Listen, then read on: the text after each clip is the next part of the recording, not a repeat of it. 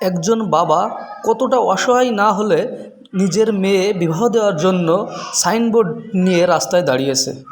Video চিত্রে আপনারা যে লোকটিকে দেখতে পাচ্ছেন তিনি একটা মেয়ের বাবা। বিবাহপ্রাপ্ত বয়স্ক মেয়ে তার ঘরে।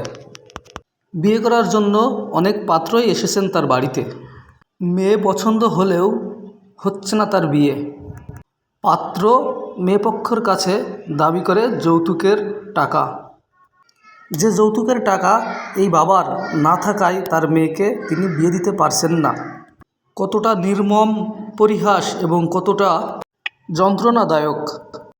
এতটাই যন্ত্রণাদায়ক, বাবা তার মান সম্মান সব কিছু ভুলে নিজের মেয়েকে বিবাহ দেওয়ার জন্য রাস্তায় এসে দাঁড়িয়েছে। এটা যেন হাজার হাজার করুণ পরিবারের কাহিনীকেও হার মানায়। যৌতুক দিতে না পারায় বাবা নিজের মান সম্মান ভুলে এসে দাঁড়িয়েছে যৌতুক ছাড়া পাত্র চাই সাইনবোর্ডটি নিয়ে। ঘটনাটি আর কোথাও নয়, ঘটনাটি ঘটেছে যশোর শহর দড়াটানা মোড়ে।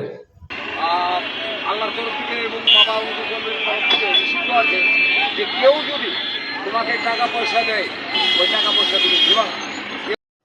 আসুন আমরা সবাই মিলে চেষ্টা করি একটি যৌতুক মুক্ত সমাজ গড়ার, এবং এমন পরিস্থিতিতে যেন কোনো বাবাকে দেখতে হয় না যে তার মেয়েকে বিয়ে দেওয়ার জন্য প্লেকার্ড নিয়ে রাস্তায় এসে দাঁড়াবে।